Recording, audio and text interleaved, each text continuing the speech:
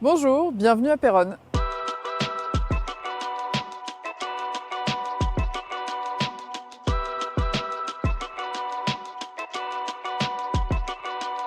Et quand on dit Péronne, on entend souvent Historial de Péronne. L'Historial de la Grande Guerre, c'est un musée dédié à la Première Guerre mondiale, installé dans ce château médiéval du XIIIe siècle. Véritable symbole de la ville et aussi locomotive du tourisme de mémoire du secteur. Après une année faste en 2018, année du centenaire, l'objectif ici est de réussir le virage de l'après-centenaire et de continuer à attirer les touristes. Péronne, c'est aussi des étangs et des lieux nature à côté de la Somme. Et sur la Somme, il y a aussi ça. Cette grande bâtisse tout en béton, c'est le moulin de Damé. Qualifié parfois de verrue dans le paysage patrimonial et économique de la ville, il est à l'abandon depuis les années 60. Mais ça pourrait bientôt changer. Il sera vendu aux enchères entre les deux tours de l'élection municipale. Un timing un peu particulier quand même. Démolition ou rénovation, son avenir fera partie des débats entre les candidats au municipal, tout comme le commerce en centre-ville. Depuis plusieurs années, de nombreux commerces ont baissé leurs rideaux. La redynamisation de ce centre-ville sera donc un objectif important pour le prochain maire. Mais un projet d'envergure pourrait arriver et ranimer la ville dans les prochaines années. Péronne est sur le tracé du fameux canal Seine-Nord. Et si tout va bien, une plateforme multimodale devrait sortir de terre sur la friche de l'ancienne usine Flodor. Ils sont 6 ici à briguer le fauteuil de maire pour tenter de réveiller Péronne, la belle endormie. Et entre les retours, les alliances, les désalliances ou même les trahisons, le scrutin est très ouvert ici. Je vous présente les 6 candidats.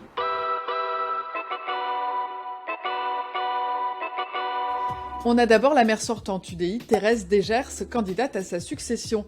Elle a été élue de justesse en 2014 face à la maire PS de l'époque, Valérie Cum. C'est cette dernière qui était arrivée en tête au premier tour en 2014, mais c'est finalement Thérèse Desgers qui avait remporté l'élection au second tour avec seulement 63 voix de plus. Et les deux femmes se retrouvent cette année pour la revanche. Thérèse Desgers mène une liste d'hiver droite et Valérie Cum porte une liste d'hiver gauche. On a aussi un autre candidat de 2014, Mathieu Huguet.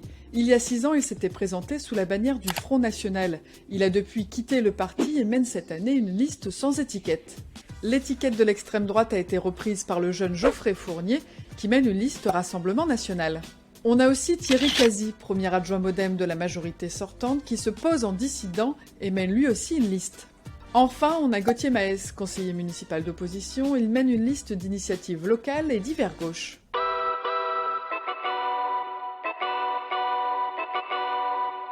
Six listes à Péronne, c'est assez inédit, et pour comprendre le contexte et l'enjeu de ces élections municipales, on est allé chercher un éclairage auprès de Ludovic, adjoint au chef d'édition du Courrier Picard, Haute-Somme. Alors Ludovic, ici à Péronne, on a un maire qui change à chaque mandat, on a une opposition et une majorité qui sont divisées.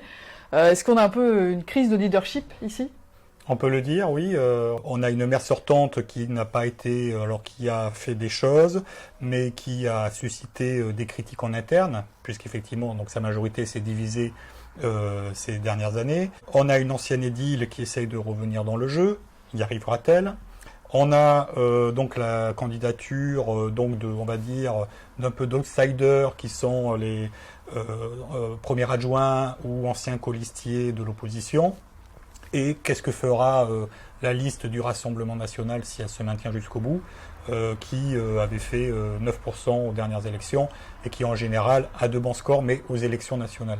Est-ce que justement toutes ces divisions, ces difficultés de se rassembler, ça pèse sur le débat ? J'ai envie de dire que ça va être un peu la surprise du premier tour. C'est surtout cela qui va rebattre les cartes, c'est de voir qui arrivera en tête. Et puisqu'à un moment donné, les candidats devront bien jouer au jeu des alliances, même si au jour d'aujourd'hui ce n'est pas d'actualité. Tout est ouvert, on peut dire, hein, donc les parieurs peuvent lancer leur mise. Dans les débats, justement, on en parlait, il y a ce commerce de centre-ville qui se meurt un peu. On parle aussi du canal Seine-Nord. Alors les candidats, est-ce qu'ils commencent déjà à miser là-dessus ou on est encore un peu dans la réserve ou non, on y va ? Non, alors c'est vrai que le canal Seine-Nord, ça va être l'enjeu fondamental pour Péronne et les alentours. Hein. Il y a un pas qui a été franchi récemment avec l'État qui a acté sa participation au projet, ce que tous les élus attendaient depuis des années. Donc aujourd'hui, pour Péronne, ça peut être sa chance. Il y a une plateforme multimodale qui doit être créée à l'entrée de la ville, qui est génératrice d'emplois. Ce dont Péronne a besoin, d'autant plus que ces grandes usines comme Flodor ont fermé au début des années 2000.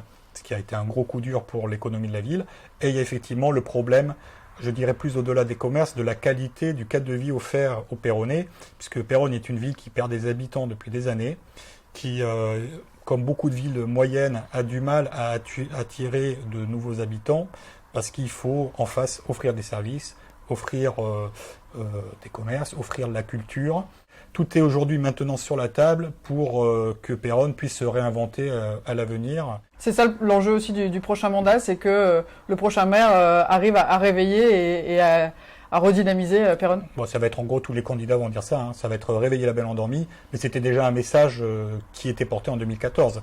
Et entre-temps, finalement, la léthargie est un peu profonde, puisqu'on n'a pas vraiment l'impression qu'elle se soit totalement réveillée. Qui de la maire sortante, de l'ancienne maire ou des outsiders s'assiera dans le fauteuil de maire pour réveiller Péronne? Rendez-vous les 15 et 22 mars prochains pour le savoir.